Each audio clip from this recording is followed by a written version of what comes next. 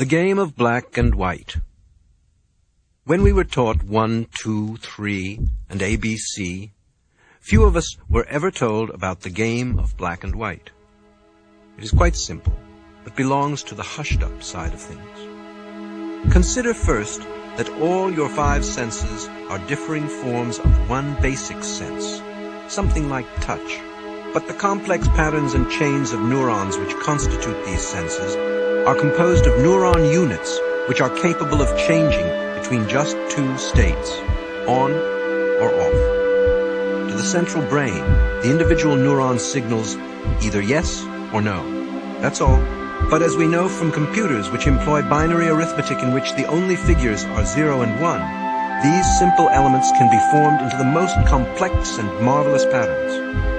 In this respect, our nervous system and the computers are much like everything else, for the physical world is basically vibration. Whether we think of this vibration in terms of waves or of particles, we never find the crest of a wave without a trough.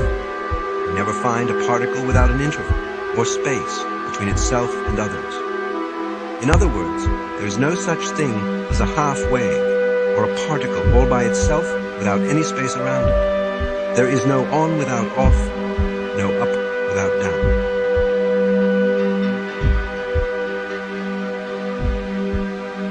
Hearing melody is hearing the intervals between the tones, even though you may not realize it, and even though these particular intervals are not periods of silence, but steps of varying length between points on the musical scale. These steps or intervals are auditory spaces, as opposed to distance spaces between bodies or time spaces between events. Yet the general habit of conscious attention is, in various ways, to ignore intervals. The point is that they are different but inseparable, like the front end and the rear end of a cat. Cut them apart and the cat dies. Take away the crest of the wave and there is no trough. A similar solution applies to the ancient problem of cause and effect. We believe that everything and every event must have a cause, that is, some other thing or event, and that it will in its turn be the cause of other effects. So how does a cause lead to an effect? This is a problem which comes from asking the wrong question. Now imagine someone who has never seen a cat. He is looking through a narrow slit in a fence when a cat walks by on the other side. He sees first the head, then the less distinctly shaped furry trunk, and then the tail. Extraordinary. The cat turns around and walks back, and again he sees the head, and a little later, the tail. This sequence begins to look like something regular and reliable. Yet again, the cat turns around, and he witnesses the same regular sequence, first the head, and later the tail. Thereupon he reasons that the event head is the invariable and necessary cause of the event tail, which is the head's effect. This absurd and confusing gobbledygook comes from his failure to see that the head and tail go together.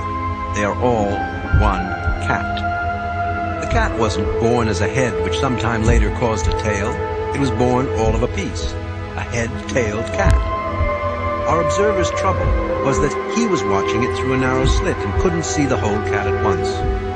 Similarly, a scanning process that observes the world bit by bit soon persuades its user that the world is a great collection of bits, and these he calls separate things or events. The problem would never have arisen if we had been aware that it was just our way of looking at the world which had chopped it up into separate bits, things, events, causes, and effects. We do not see that the world is all of a piece, like the head-tailed cat. We also speak of attention as noticing. To notice is to select, to regard some bits of perception or some features of the world as more noteworthy, more significant than others. To these we attend, and the rest we ignore, for which reason conscious attention is at the same time ignorance, that is, ignorance, despite the fact that it gives us a vividly clear picture of whatever we choose to notice. Physically, we see, hear, smell, taste, and touch innumerable features that we never notice. You can drive 30 miles, talking all the time to a friend. What you noticed and remembered was the conversation, but somehow you responded to the road, the other cars, the traffic lights, and heaven knows what else, without really noticing. or focusing your mental spotlight upon them. Of course, to perceive all features and vibrations of the world at once would be pandemonium, as when someone slams down all the keys of the piano at the same time. But there are two ignored factors which can very well come into our awareness, and our ignorance of them is the mainstay of the ego illusion, the reasons for our failure to know that we are each the one self in disguise. The first is not realizing that so-called opposites, such as light and darkness, sound and silence, solid and space, on and off, inside and outside, appearing and disappearing, cause and effect, are poles or aspects of the same thing. The second, closely related, is that we are so absorbed in conscious attention, so convinced that this narrowed kind of perception is the real way of seeing the world, that we are fully hypnotized by its disjointed view of the universe. In other words, we do not play the game of black and white, the universal game of up-down, on-off, solid space, and each all. Instead, we play the game of black versus white, or more usually, white versus black.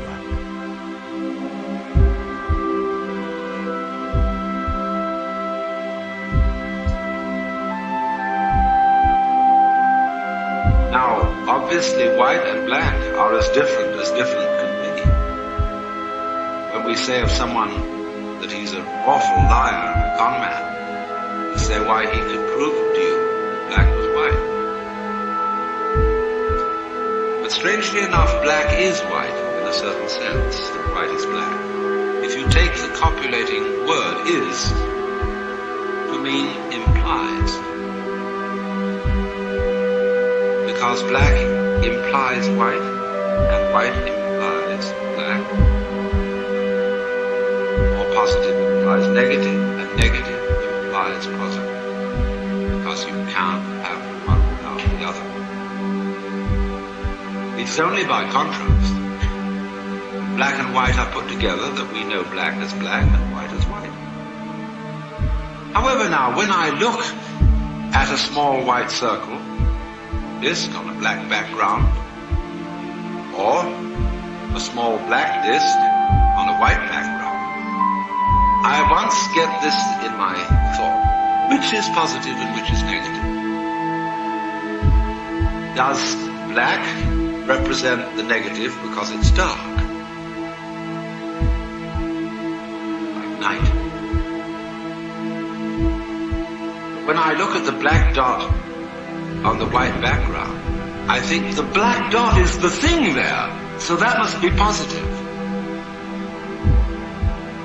It was put on. And therefore the white represents negative because it suggests nothing, no mark. Isn't this mysterious, you see, that both white and black can play the negative role? But then let's think of white as light, and it's playing the positive role. And when we think of black as the thing, the mark, then it's playing the positive role. See, both can play the negative and both can play the positive. But still, you can't have one without the other. But we are brought up, we are so brainwashed, we are so bamboozled, we are so hypnotized that we don't know that. That's the whole trick that we've played on ourselves. We don't know that nothing is something. But it's important. So everything that we think of as nothing, space, empty space, death, sleep, dissolution, decay, any sort of weakness, anything that goes against structure, that is against the thing, that we think is bad, and we're trying to get a world where that side of things is rendered impotent. Nothingness must no longer constitute a threat to somethingness. In other words, we want to play black and white. If we'll call white the light and the positive, white must win. That's the game we're trying to play. not realizing that there cannot be winning without losing. If white must win, black must lose. But if black loses, we can congratulate black for having helped white to win. Because unless black loses, white won't win. And so, in every sort of human enterprise, we are trying to have white without black. There are many ways in which the game of black and white is switched into the game of white must win. And, like the battle for survival, they depend upon ignoring or screening out of consciousness the interdependence of the two sides. In a curious way, this is of course part of the game of black and white itself, because forgetting or ignoring their interdependence is hide in the game of hide and seek is, in turn, the game of black and white. By way of illustration, we can take an excursion into an aspect of science fiction which is very rapidly becoming science fact. Applied science may be considered as the game of order versus chance, or order versus randomness, especially in the domain of cybernetics, the science of automatic control. By means of scientific prediction and its technical applications, we are trying to gain maximum control over our surroundings and ourselves. The trend of all this is toward the end of individual privacy, to an extent where it may even be impossible to conceal one's thoughts. At the end of the line, no one is left with a mind of his own. There is just a vast and complex community mind, endowed perhaps with such fantastic powers of control and prediction that it will already know its own future for years and years to come. But suppose the human race develops an electronic nervous system outside the bodies of individual people, thus giving us all one mind and one global body. This is almost precisely what has happened in the organization of cells which compose our own bodies. We have already done it. The science fiction in which we have just been indulging has, then, two important morals. The first is that if the game of order versus chance is to continue as a game, order must not win. As prediction and control increase, so in proportion the game ceases to be worth the candle. We look for a new game with an uncertain result. In other words, we have to hide again, perhaps in a new way, and then seek in new ways, since the two together make up the dance and wonder of existence. Contrariwise, chance must not win, and probably cannot, because the order-chance polarity appears to be of the same kind as the on-off and up-down. Taking therefore a longer and wider view of things, the entire project of conquering nature appears more and more of a mirage, an increase in the pace of living without fundamental change of position. Thus, for thousands of years, human history has been a magnificently futile conflict, a wonderfully staged panorama of triumphs and tragedies based on the resolute taboo against admitting that black goes with white. Nothing, perhaps, ever got nowhere with so much fascinating ado. As when Tweedledum and Tweedledee agreed to have a battle, the essential trick of the game of black and white is a most tacit conspiracy for the partners to conceal their unity and to look as different as possible.